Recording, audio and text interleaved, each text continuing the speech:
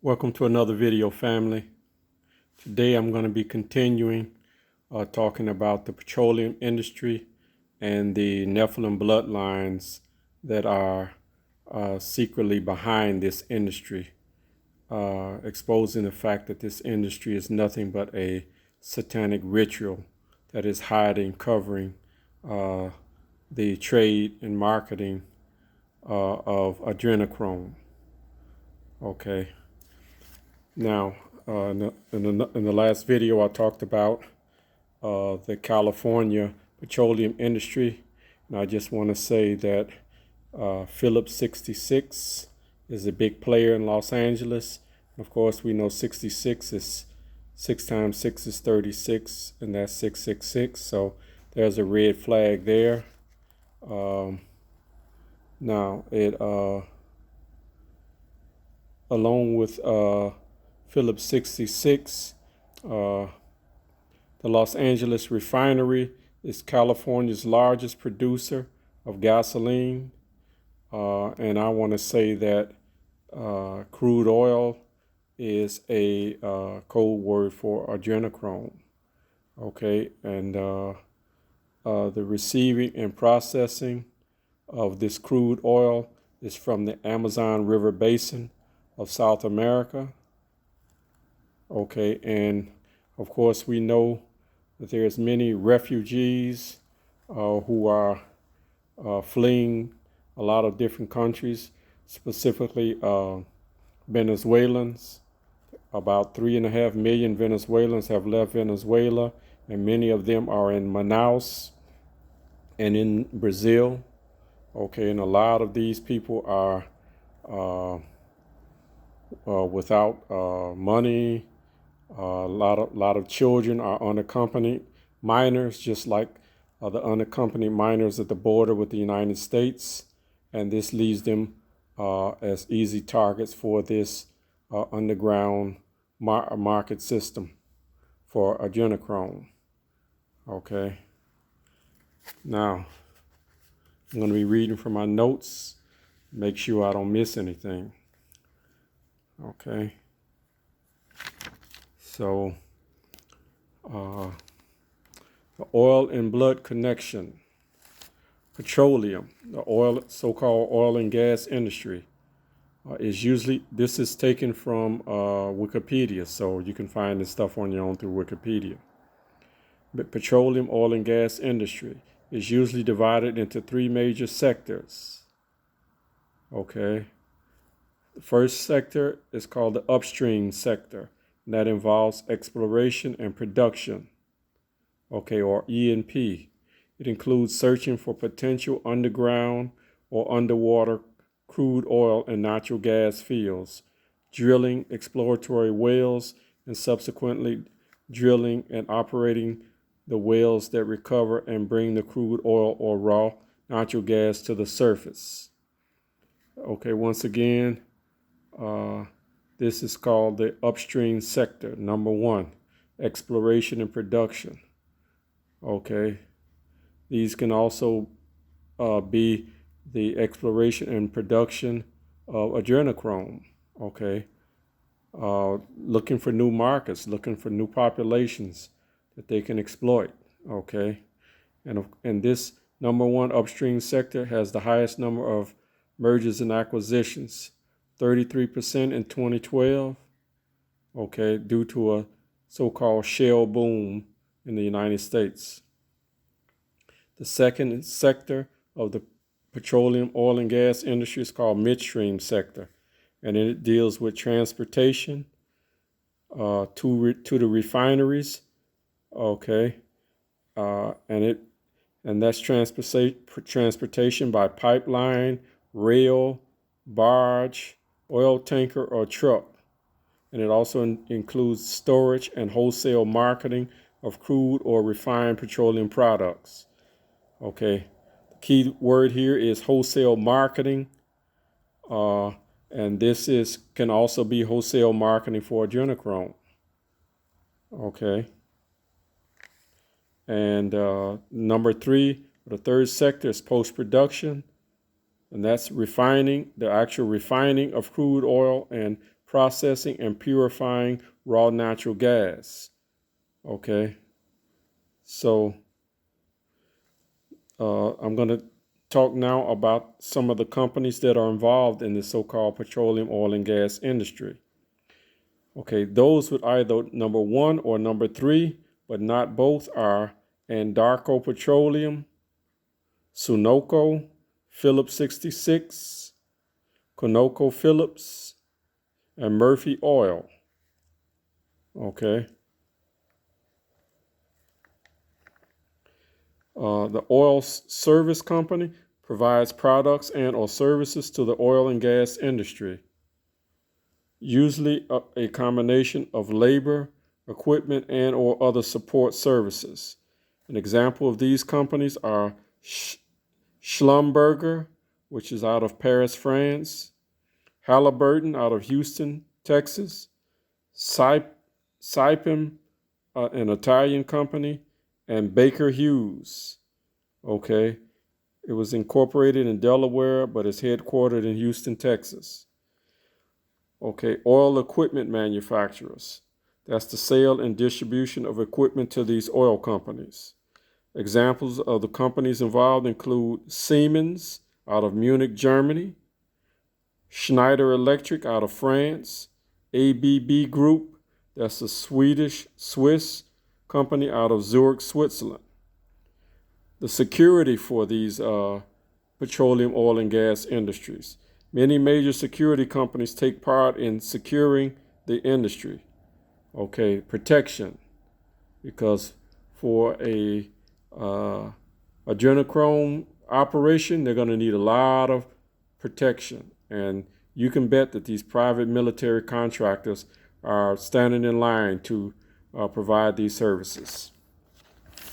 Okay, other services, gas and oil related businesses such as software companies providing necessary IT services for easy execution in the oil field. Okay, so IT is also involved.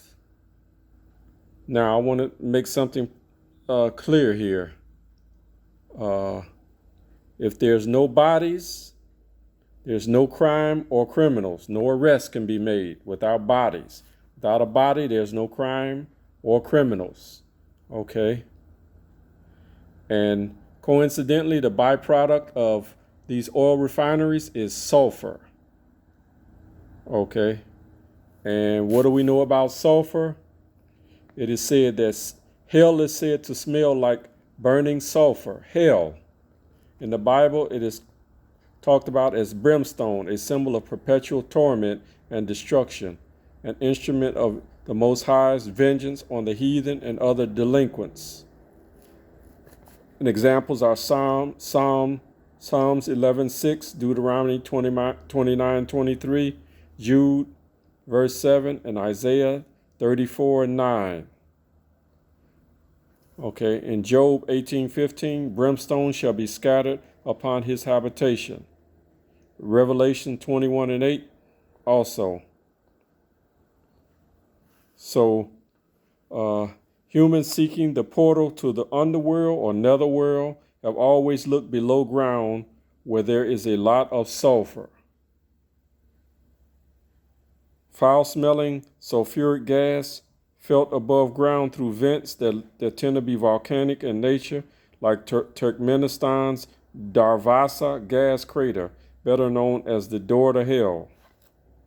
Okay. Now, let's get into, here's an important question I want to address. How far back does the adrenochrome trade go?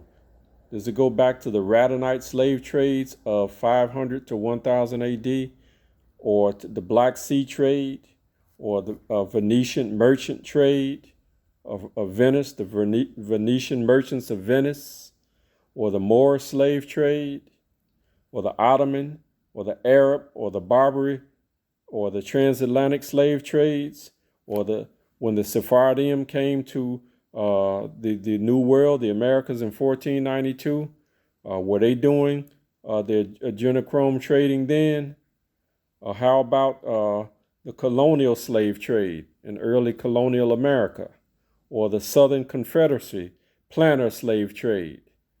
Or what about the later Protestant Huguenot slave trade when they came from Europe and different places to the Americas and got into the slave trade? Were they all doing adrenochrome then? That's a good question. We have to really ponder that.